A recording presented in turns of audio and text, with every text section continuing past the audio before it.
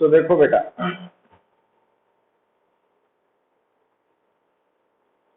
सो अज जी आपां हुण ना क्लास कंपीटीशन क्लास के विच पॉइंट्स डिस्कस करन जा रहे हैं। वो बेटा मैं थानू +1 दे ही रिगार्डिंग आपां कुछ गल्लां डिस्कस करनियां वा कि +1 दे विच जिहड़ा टॉपिक मकैनिक्स है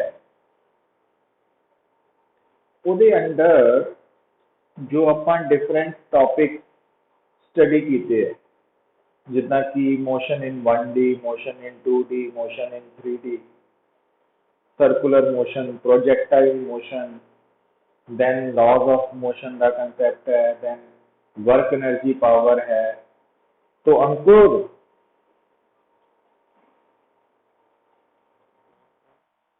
तो अपा law of conservation of linear momentum and its applications कर लिया सी, रिकॉइल ऑफ गन वाला कि नहीं? हाँ, तो ਉਹਦੇ बारे आप आज डिस्कस कर लेने हैं बेटा। ठीक है, तो law of conservation of linear momentum and its application, फिर आप collision, then centre of mass का कर लिया सी शायद कि नहीं?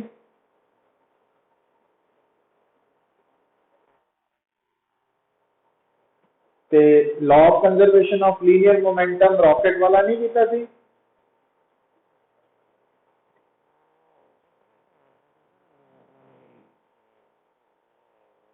हाँ वो कर लिया सी आपां ना। हाँ हुण अपना, हाँ हुण मैनूं लगदा अपना रहिंदा सी आह वाला टॉपिक,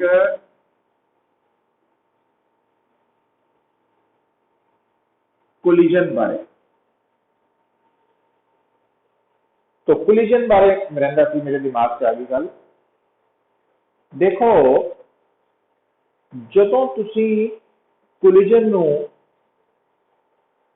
या कोई भी problem, any problem related with collision है, ਉਹਦੇ ਵਿੱਚ बेटा ਤੁਹਾਡੇ सामने दो पार्टिकल्स, दो बॉडीज इन्वॉल्व होणगीਆਂ। ਉਹਨਾਂ ਵਿੱਚੋਂ एक वो बॉडी है जिहड़ी कोलिजन करन आ रही है, ਉਹਨੂੰ ਅਸੀਂ इंसीडेंट पार्टिकल या प्रोजेक्टाइल वर्ड यूज कर लेने। और जिहड़ी बॉडी दे नाल टकरान आ रही है तो वो बॉडी नूं असीं टारगेट बोलते हैं, टारगेट।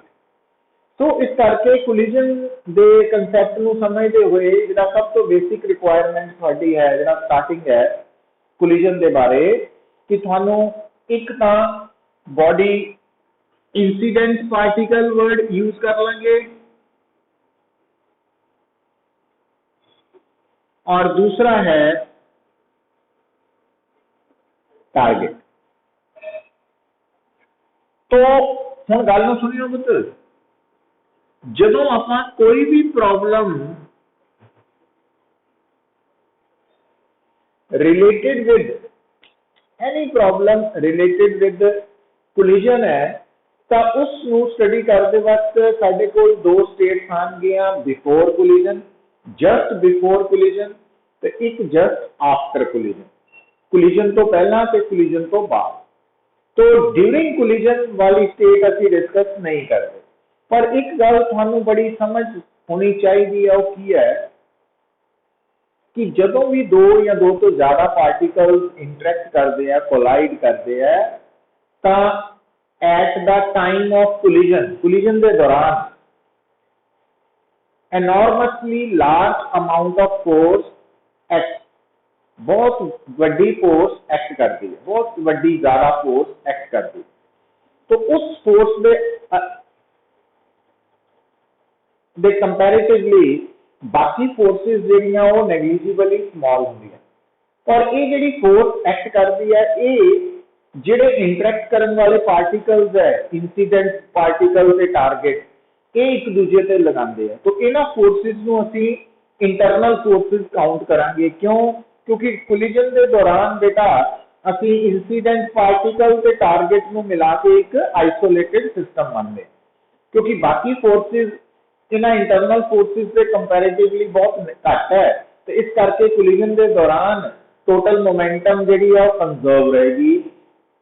तो मतलब कोई भी कोलिजन है, जिदा कि हम आप देखेंगे कि कोई भी कोलिजन है उसके दौरान एक तो टोटल एनर्जी और दूसरा टोटल लीनियर मोमेंटम ने कंजर्व रहना ही रहना। तो एक ये गल हमेशा याद रखनी। और जदों असी टोटल मोमेंटम कंजर्व की गल करते हैं बेटा, तो टोटल मोमेंटम कंजर्व दे विच तुसी किहड़ी गल दा ख्याल रखना वा कि टोटल मोमेंटम कंजर्व जदों है तो बिफोर कोलिजन इंसीडेंट पार्टिकल ते टारगेट दी कोलिजन ते आफ्टर कोलिजन दोनों की मोमेंटम का सम सेम रहेगा। पर जदों तुसी मोमेंटम का सम ले रहे हैं तो वह वैक्टर सम है, ये तुहानू हमेशा क्लीयर होना चाहिए। पर जदों मैं कहना कि टोटल एनर्जी दे विच मकैनिकल एनर्जी भी है, उहदे विच हीट साउंड लाइट कुछ भी एनर्जी आ सकती। तो कोई भी जिहड़ा कोलिजन है एनी काइंड ऑफ कोलिजन उहदे विच टोटल एनर्जी ते टोटल मोमेंटम हमेशा कंजर्व रहंदे।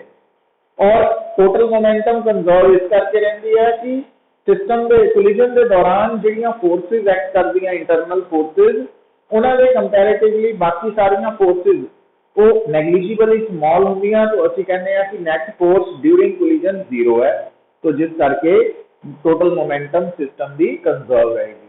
और ये गल तुहानू समझाती है कि कोलिजन के दौरान जिहड़ा सिस्टम है वो इंसीडेंट पार्टिकल से कोलाइडिंग बॉडी मतलब टारगेट के नाल मिलके बनिया हुआ। टारगेट और इंसीडेंट पार्टिकल दोनों को मिला के सिस्टम आएगा। अच्छा, फिर बेटा एक गल होर तुसी समझ सकते हैं कि बिफोर कोलिजन जिस पार्टिकल नूं तुसी इंसीडेंट पार्टिकल बोल रहे हैं, तो आफ्टर कोलिजन तुसी उस पार्टिकल नूं की कह देना वा, तुसी कह सकते हैं स्कैटर्ड पार्टिकल। ते आफ्टर कोलिजन बिफोर कोलिजन जिसनूं तुसी टारगेट बोल रहे हैं, आफ्टर कोलिजन उसनूं रिकॉइल पार्टिकल कह सकते।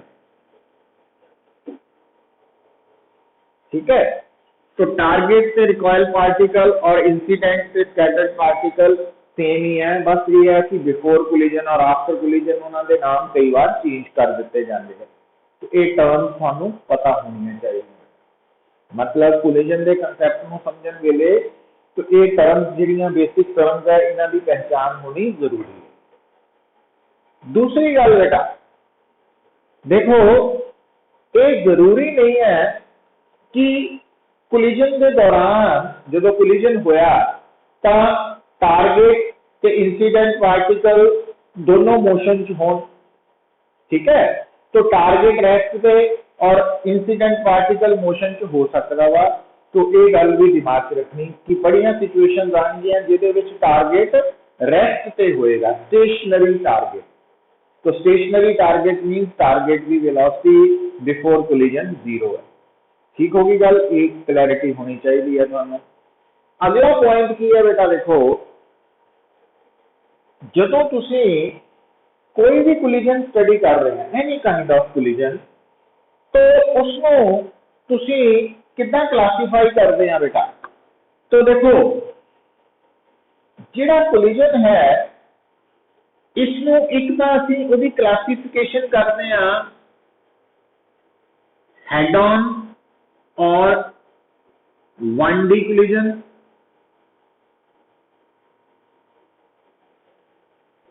दूसरा ऑब्लिक और 2D कोलिजन।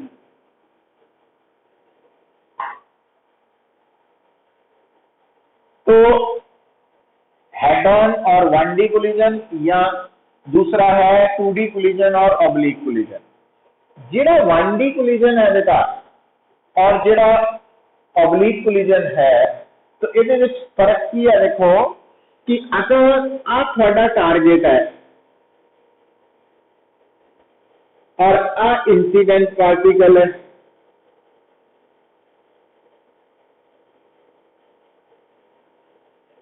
तो हम इंसिडेंट पार्टिकल और टारगेट, ये सिचुएशन है बिफोर कोलिजन।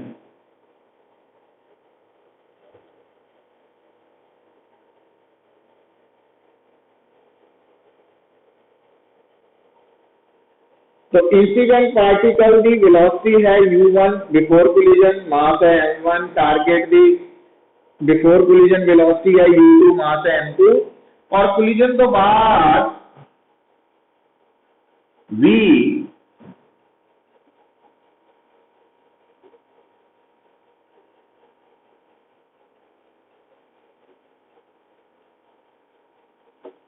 की देख रहे हैं कि कोलिजन तो बाद भी जेड़ा दोनों पार्टिकल्स की वेलोसिटी है वो सेम लाइन दे अलोंग चल रही है, इक्वल लाइन दे अलोंग हो रही है ना, तो इस करके ये वन डायमेंशनल कोलिजन है। दिस इज हेड ऑन और 1D कोलिजन। तो मतलब जब तुसी कोलिजन दे रिलेटेड कोई भी प्रॉब्लम स्टडी कर रहे हैं तो थानू स्टेटमेंट तो पता लग जाएगा कि ये हेड ऑन कोलिजन है, मतलब 1D कोलिजन है कि 2D है। 2D कोलिजन जेड़ा आपको ये होएगा बेटा, देखो कि आ जड़ा थोड़ा इंसिडेंट पार्टिकल है और आ जड़ा टारगेट पार्टिकल है,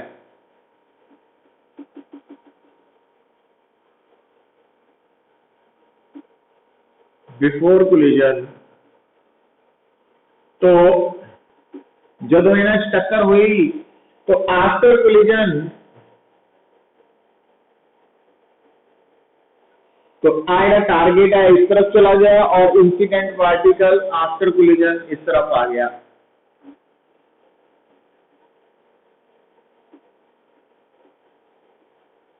तो ये 2D कोलिजन है, ऑब्लिक और 2D कोलिजन।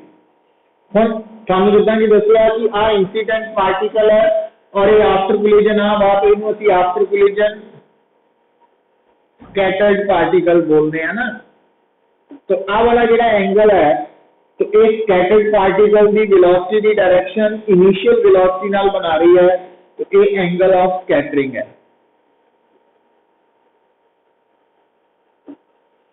और आ रिकॉइल पार्टिकल है, तो आ वाला एंगल रिकॉइल एंगल भी कह सकते हैं ना, रिकॉइल एंगल है। तो तुसी मतलब जदों असी कोलिजन से रिलेटेड प्रॉब्लम स्टडी करना तो थानू स्टेटमेंट तो क्लियर हो जाएगा कि ये 1D कोलिजन है कि 2D कोलिजन है ना। ये 1D कोलिजन है तो आ डायग्राम है और 2D कोलिजन की ये डायग्राम। तो ये बेसिक डायग्राम्स है जिहड़ियां तुहाडे दिमाग होणगियां, ओनली देन तुसी उस प्रॉब्लम नू इन ए फेयर वे डिस्कस कर सकते।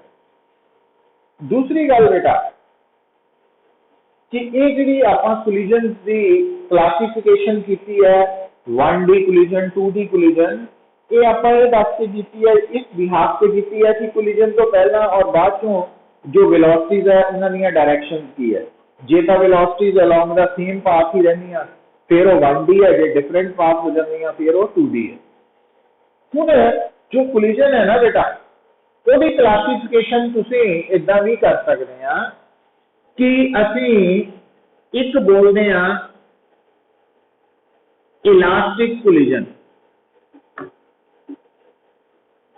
एक असी कहने हैं इन इलास्टिक कोलिजन, और तीसरा है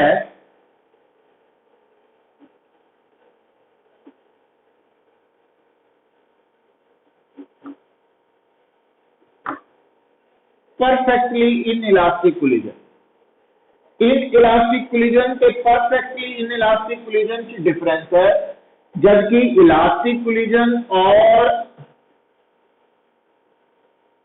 परफेक्टली इलास्टिक कोलिजन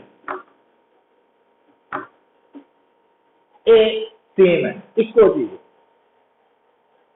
तो ये कोई कंफ्यूजन नहीं होनी चाहिए, आ अलग है दोनों है ना, तो एक क्लैरिटी होनी चाहिए। हुण बेटा आ जिहड़ा आपां नाम लिखिया ना, जिन्हों असीं कहते हैं इलास्टिक कोलिजन या इन इलास्टिक या परफेक्टली इन इलास्टिक कोलिजन, तो इन्होंने किस बिहाफ पे ये नाम दिते हैं तो एक्चुअली अगर जिद्दां कि थानू मैं इस तो पहला दस के हटिया कि कोई भी जिहड़ा कोलिजन है ना उहदे विच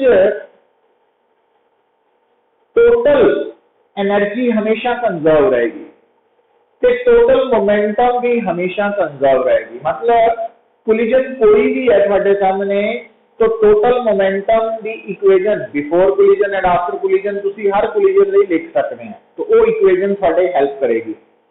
पर जदों elastic inelastic perfectly inelastic collision की गल हो रही है तो फर्क यह आ जाना पुत्र कि इलास्टिक कोलिजन दे विच तुहाडे कोल दूजी ऑप्शन की है इक्वेशन लिखण दी, kinetic energy of incident particle ते टारगेट वो कांस्टेंट रहेगी, कंजर्व रहेगी। मतलब बिफोर कोलिजन इंसीडेंट पार्टिकल ते टारगेट की काइनेटिक एनर्जी के आफ्टर कोलिजन बराबर होएगी, है ना। काइनेटिक एनर्जी टोटल नहीं मैं बोल रहा, टोटल एनर्जी का सारे कोलिजन के विच कंजर्व है, पर इलास्टिक कोलिजन च बेटा टोटल एनर्जी टोटल मोमेंटम के नाल total kinetic energy of system भी कंजर्व है।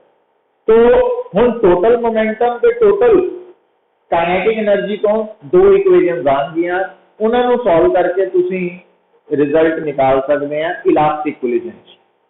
बट जदों साडे सामने इन इलास्टिक कोलिजन की गल आती है तो इन इलास्टिक कोलिजन वो कोलिजन है जिहदे विच टोटल काइनेटिक एनर्जी कंजर्व नहीं है, टोटल काइनेटिक एनर्जी कंजर्व नहीं। और जिहड़ा परफेक्टली इनइलास्टिक कोलिजन है तो परफेक्टली इनइलास्टिक कोलिजन च भी टोटल काइनेटिक एनर्जी कंजर्व नहीं है।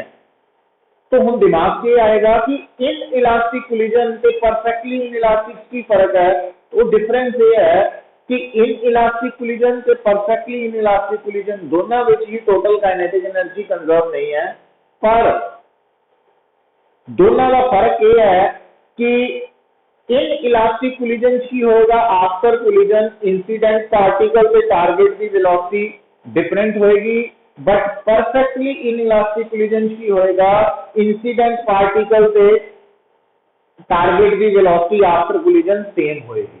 मतलब आप कह इधर दिने आ कि परफेक्टली इनइलास्टिक कोलिजन वो है कि जो कोलिजन तो बाद जिहड़ियां टू बॉडीज है इंसिडेंट पार्टिकल के टारगेट दे स्टिक टूगैदर आपस में चिपक जाते हैं, जुड़ जाते हैं, तो उन्होंने असी परफेक्टली इनइलास्टिक कोलिजन कहते हैं।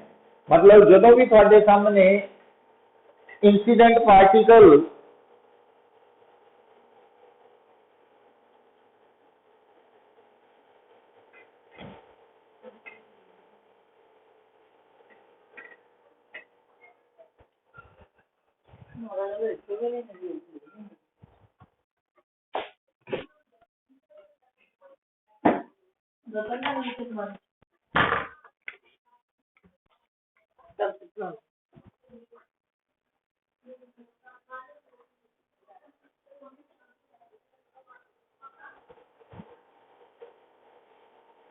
इंसिडेंट पार्टिकल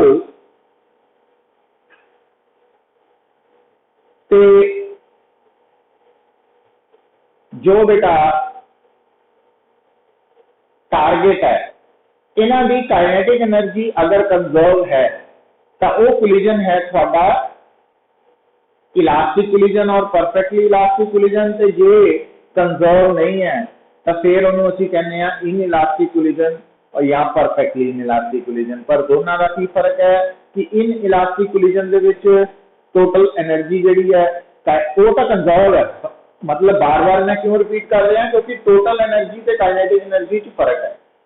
तो टोटल एनर्जी और काइनेटिक एनर्जी च फर्क है, ये मैं गल रिपीट कर रहे हैं, इन्हें ध्यान से रखना।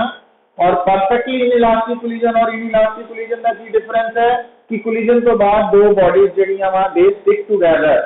तो स्टिक टूगैदर का मतलब की है कि आपस में चिपक गई हैं। जितना कई बार कहा जाता ना कि बुलेट असी टारगेट पे इंसीडेंट की और टारगेट जिहड़ा वा वो बुलेट पे जो इंसीडेंट की टारगेट तो बुलेट टारगेट अंबेडेड होगी, धस गई। तो वो वर्ड जिहड़ा वा उहनूं असीं आपां परफेक्टली इनइलास्टिक कोलिजन कहने। तो ये गल समझ लगी अंकुर?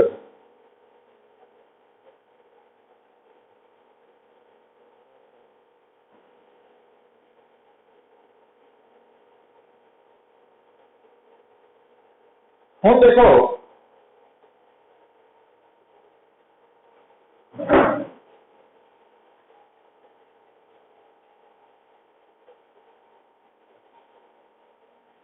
जदों जदों असी गल करते हैं कोलिजन की, है ना, हम ये गल बड़ी अपने सामने क्लीयर हो चुकी है। हुण जदों तुहाडे सामने अगला पॉइंट की आएगा पुत्र, देखो हुण ना हमेशा लई जदों भी तुहाडे सामने कोलिजन की प्रॉब्लम आएगी, क्योंकि पुत्र देखो law of conservation of linear momentum and its application, centre of मास ते कोलिजन, तो इन्हां तीनों टॉपिक्स नूं मिला के मिनिमम एक क्वेश्चन का श्योर है, 100% है कि आएगा, 100% है ना। तो हम जो कोलिजन के रिलेटेड कोई प्रॉब्लम आएगी तो उहदे लई एक्चुअली सानू जिद्दां मैं दस के आ रहा कि जो असी कोई भी प्रॉब्लम रिलेटेड विद फिजिक्स पढ़ते हैं तो बेसिकली असी की करना, कंसैप्ट्स तो इक्वेशंस लिखनियां, और जिन्नियां अननोन क्वांटिटीज है उन्नियां इक्वेशंस अगर असी लिख पावांगे, है ना, अंडरस्टैंडिंग तो कंसैप्ट क्लैरिटी तो उन्होंने इक्वेशंस नूं सॉल्व करके असी रिजल्ट तक पहुंच सकते हैं। हुण उन्हां इक्वेशंस नूं लिखण लई तुहानूं दसता कि अगर तुहाडे सामने कोई भी जिहड़ा कोलिजन है, अगर वो इलास्टिक कोलिजन है तो तुहाडे कोल दो इक्वेशंस आउणगीआं, किहड़ियां, एक law of conservation of linear momentum तो, है ना, टोटल मोमेंटम बिफोर कोलिजन तो टोटल मोमेंटम आफ्टर कोलिजन, तो दूसरी टोटल काइनेटिक एनर्जी, दूसरी टोटल काइनेटिक एनर्जी, तो before collision and after collision. पर जदों तुसी इन इलास्टिक कोलिजन की गल करोगे ना बेटा, तो तुहाडे कोल एक इक्वेशन आएगी law of conservation of linear momentum तो दूजी इक्वेशन जिहड़ी आएगी वो एक टर्म है जिन्होंने आपां मैं हुण इंट्रोड्यूस कर रहा तुहाडे सामने, coefficient of restitution, coefficient of restitution. और जदों आपां गल करते हैं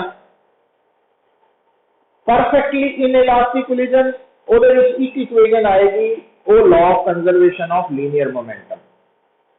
तो हुण बेटा कोएफिशिएंट ऑफ रेस्टिट्यूशन के बारे आपां थोड़ी गल कर लईए, तो कोएफिशिएंट ऑफ रेस्टिट्यूशन नूं किदां डिफाइन करना सी, तो उहदे लई गल नूं समझियो, कोएफिशिएंट ऑफ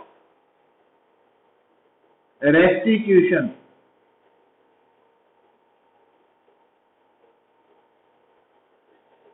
तो हुण इहनूं कंफ्यूज ना करियो बेटा, इहदा सिंबल जिहड़ा कोएफिशिएंट ऑफ रेस्टिट्यूशन का है वो इलेक्ट्रॉनिक चार्ज वाला भी है और एक्सपोनेंट वाला भी है ना, तो इस करके थोड़ा ध्यान रखना। हुण ये जिहड़ा कोएफिशिएंट ऑफ रेस्टिट्यूशन है, इहदी जिहड़ी डेफिनेशन है actually relative velocity of separation after collision, ते नीचे है relative velocity of approach before collision. और इनू असी ये जिहड़ी टर्म है ना कोएफिशिएंट ऑफ रेस्टिट्यूशन, ये टर्म या जीरो होएगी या पॉजिटिव होएगी, नेगेटिव नहीं हो सकती। इस करके ना इसलिए जो आप मैथमेटिकली लिखते हैं तो जदों असी velocity of separation after collision लिखते हैं फिर आप लिखते हैं v2 माइनस v1, तो जदों असी relative velocity of approach before collision लिखते हैं फिर आप लिखते हैं u1 माइनस u2, ताकि ई पॉजिटिव रहे, ठीक है। तो अगर तुसी v2 minus v1 over u2 minus u1 use करोगे फिर से माइनस साइन लगाना पड़ेगा ताकि कोएफिशिएंट ऑफ रेस्टिट्यूशन नेगेटिव ना हो। तो ये गल नूं समझ लेना पुत, तुसी इहनूं इदां भी लिख सकते हैं और इस फार्मूला नूं v2 minus v1 over u2 minus u1 minus इदां भी लिख सकते, दोनों ऑप्शंस है ना, गल तो वही है। अच्छा हुण अगली गल ये भी याद रखनी है कि आ है रिलेटिव वेलोसिटी, मतलब ये सिंपल सबट्रैक्शन नहीं है, वेक्टर सबट्रैक्शन है। तो आ भी वेक्टर सबट्रैक्शन है, तो ये बारे भी क्लैरिटी होनी चाहिए सानू ना। और ई ਜਿਹੜਾ ਵਾ ਇਹਦੀ वैल्यू बेटा इलास्टिक कोलिजन ਲਈ 1 है, याद रखनी तुसी। परफेक्टली इन इलास्टिक कोलिजन ਲਈ 0 है और इन इलास्टिक कोलिजन ਦੇ ਲਈ ई ਦੀ वैल्यू लेस देन 1 ਤੇ 0 ਤੋਂ ਜ਼ਿਆਦਾ। सो ये है कुछ पॉइंट ਜਿਹੜੇ ਕਿ ਤੁਹਾਨੂੰ ਸਮਝ ਹੋਣੇ ਚਾਹੀਦੇ। मतलब ਜਦੋਂ ਵੀ ਅਸੀਂ ਕੋਲੀਜਨ ਦਾ ਟੌਪਿਕ ਪੜ੍ਹਦੇ ਆ ਤਾਂ ਇਹ ਕੁਝ ਬੇਸਿਕ ਗੱਲਾਂ ਵਾ ਜਿਹੜੀਆਂ ਸੀ ਜਿਹਦੇ ਬਾਰੇ ਸਾਡੀ ਅਗਰ ਅੰਡਰਸਟੈਂਡਿੰਗ ਹੈ ਤਾਂ ਸਾਨੂੰ ਕੋਈ ਮੁਸ਼ਕਿਲ ਨਹੀਂ ਆਉਂਦੀ ਹੈ ਨਾ। ਹੁਣ ਜਦੋਂ ਤੁਸੀਂ ਇਲਾਸਟਿਕ ਕੋਲੀਜਨ ਦੇ ਬਾਰੇ ਸਟੱਡੀ ਕਰਦੇ ਆ ਤਾਂ ਤੁਹਾਡੇ ਸਾਹਮਣੇ कौन है, एक इक्वेशन है जो law of conservation of linear momentum तो है और दूसरी इक्वेशन है जेडी की law of conservation of kinetic energy तो है या काइनेटिक एनर्जी कंजर्व है, इतना कह सकते हो। दूसरा जदों तुसी इन इलास्टिक कोलिजन पढ़ रहे हैं तो थोड़ी एक इक्वेशन आएगी law of conservation of linear momentum तो और दूसरी इक्वेशन आएगी इथों आ फार्मूला। तो जे तुसी परफेक्टली इनइलास्टिक कोलिजन स्टडी कर रहे हैं फिर साडी इको इक्वेशन होएगी okay ji law of conservation of linear momentum है ना। तो ਉਹਦੇ ਬਾਰੇ भी ਆਪਾਂ डिस्कस करांगे स्टेप बाय स्टेप। पर अगली गल सुनो, एक और गल ਜਿਹੜੀ कि कई बार ਆਪਾਂ ना बीइंग स्टूडेंट कंफ्यूज हो जाते हैं पुੱਤਰ। देखो ਜਿਹੜਾ इलास्टिक कोलिजन है ना ਉਹਦੇ ਚ टोटल काइनेटिक एनर्जी कंजर्व है। टोटल काइनेटिक एनर्जी कंजर्व का मतलब है कि इंसीडेंट पार्टिकल ते टारगेट की total kinetic energy before collision ते आफ्टर कोलिजन सेम है। पर इदा हो सकता या हुंदा वा कि इंसीडेंट ड्यूरिंग इलास्टिक कोलिजन इदा हो सकता कि इंसीडेंट पार्टिकल की जो काइनेटिक एनर्जी है वो आफ्टर कोलिजन बदल जाए और टारगेट की जो काइनेटिक एनर्जी है वो आफ्टर कोलिजन बदल जाए। मतलब इंसीडेंट पार्टिकल से टारगेट की बिफोर कोलिजन काइनेटिक एनर्जी ते आफ्टर कोलिजन अलग अलग हो सकती है पर सम सेम रहेगा। मतलब इलास्टिक कोलिजन के दौरान इंसिडेंट से टारगेट की इंडिविजुअली काइनेटिक एनर्जी बदल सकती है but total kinetic energy incident particle plus target की वो बिफोर एंड आफ्टर सेम रहेगी। पर इन इलास्टिक कोलिजन की बेटा दोनों भी इंसिडेंट और टारगेट की दोनों भी काइनेटिक एनर्जी इंडिविजुअली आफ्टर और बिफोर अलग हो सकती है प्लस टोटल काइनेटिक एनर्जी भी बराबर नहीं होगी बिफोर एंड आफ्टर। ठीक है, तो ये फर्क है। मतलब कई बार आप कहने ना सानू पूछ लिया जाता है कि ये कोलिजन हो रहा है इलास्टिक तो इंसिडेंट पार्टिकल की लॉस इन काइनेटिक एनर्जी निकालो। हुण आप अगर पूरी गल नहीं समझे तो असीं समझते हैं कि इलास्टिक कोलिजन है तो इंसिडेंट पार्टिकल की लॉस इन काइनेटिक एनर्जी तो होनी नहीं। पर असी एक्चुअली कंसैप्ट नूं प्रॉपर वे च नहीं समझे।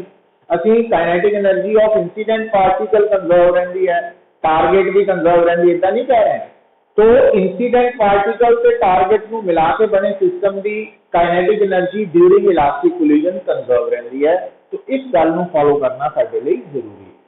तो ये पॉइंट लगे समझ बेटा।